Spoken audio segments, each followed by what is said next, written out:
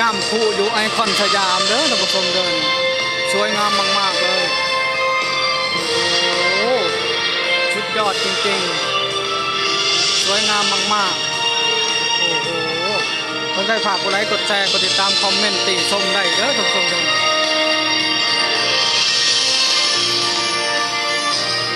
อันนี้จะเป็นเบาปีเตอร์เนาะ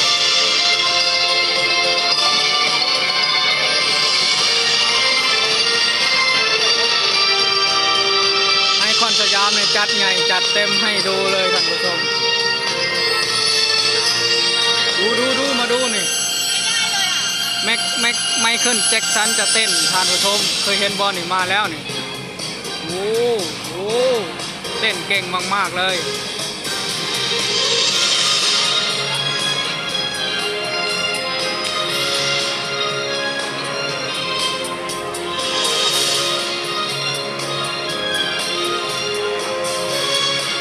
ยอดจริงๆ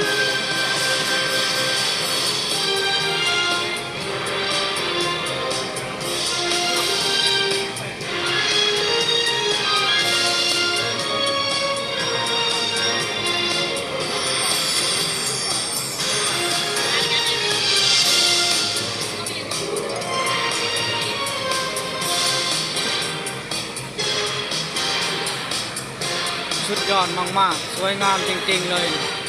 เป็นลูกอะไรเนาะท่านผู้ชมโอ้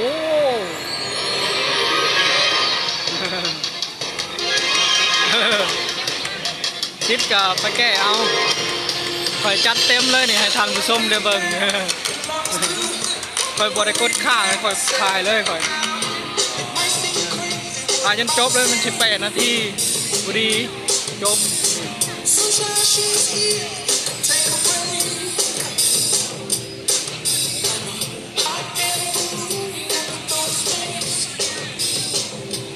สมมติว่าการเขาถ่ายไปนะเขากล้าว่ามันติดลิขสิทธิ์เขาก็พากเสียงไว้ก่อนมันเป็นมองให้ปิดเสียงมันก็จะมีเสียงเขาอย่างเดียวมีเสียงเนาะนี่อ่ะมันปิดเพลงออกเฉยมันปิดเพลงออกแล้วทำมาบรรยายเสียงไหมโมเมนต์เขาว่าตอนนี้แหละมันก็มันยังเหลืออยู่แต่มันเป็นบางท่อนเด้อันนี้ก็จะสวยงามมากๆเด่นมากๆสวยงามจริงๆอันนี้จะเป็นตบมือด้วยสูตรใหม่โอ้อันนี้ก็จะเป็นเรือดินเนอร์เดอะโอปูเล่นอุ้ยสวยแท้สวยงามเลย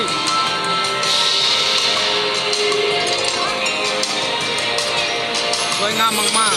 ๆนี่ก็เขาจะถ่ายรูปกันนะผมๆเลยโอ้คนเยอะมาก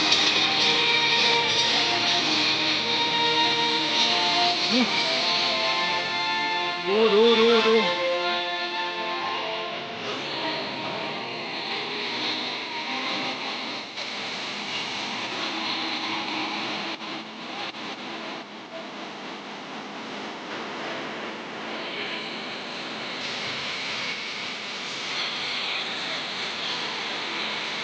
สุดยอดเลยสวยงามมากๆเลย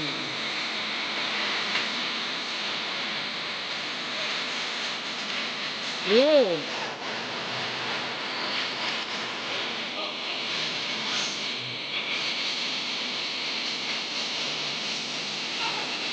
สวยงามจริงๆโอ้แบบนี้ยิ่งสวยโอ้โหสุดยอด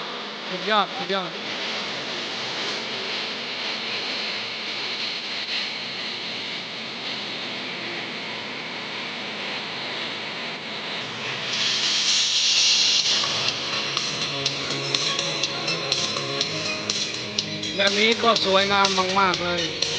สวยงามจริงๆโอ้โหคอยนี่จัดเต็มมาเลยบางคลิปก็ไม่ได้ขึ้นได้วิวบางคลิปก็ขึ้น1,000-2,000แต่เขาก็ถ่ายไว้เพื่อผมมีเวลาได้เขาก็เอาคลิปลงไปเลยโอ้แบบนี้จริงสวยชาวฝรั่งต่างชาติเดินมาเด้อ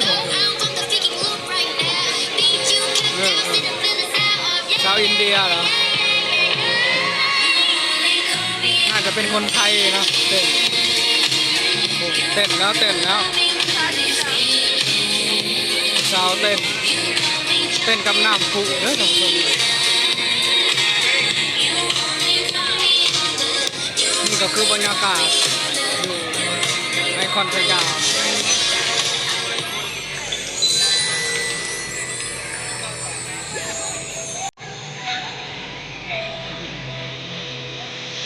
แบบยางชายก็ได้แบบยางชายก็ได้แต่กล้องคอยมันสั่นวันนี้คนไทยก็ตายไม่เคย มาดูนี่ก็สวยงามมากๆเลย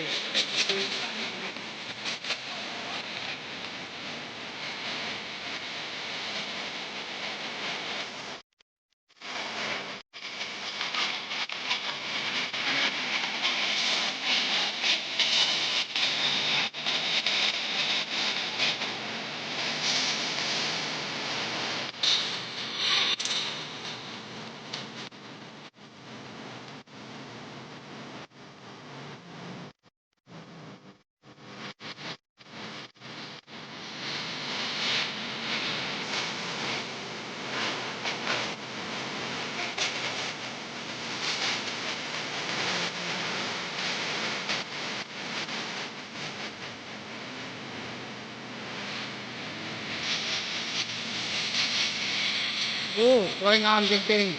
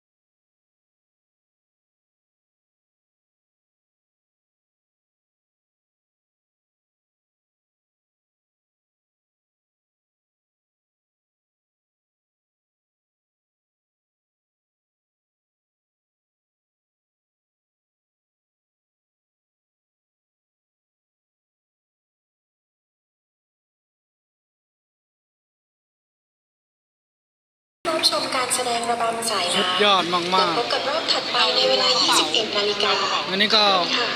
It's our จบเดี๋ยว pleasure ท่าน to ผู้ชมเลย present the next show โชว์อัลบั้มสายน้ำอยู่ไอคอนสยามยิ่งใหญ่มากๆเลยท่านผู้ชม 多媒体灯光 เพื่อนให้ 视 ฝากกดไล 频 ค์กดแช 表 ร์กดติดตามคอมเมนต์ติชมได้นะ 演，下 ที่ 次 นี่ 晚 ก็ 上 จะ 9 ขอลา 点， จบ 谢 ตรงนี้ก่อน 谢。 ขอบคุณครับ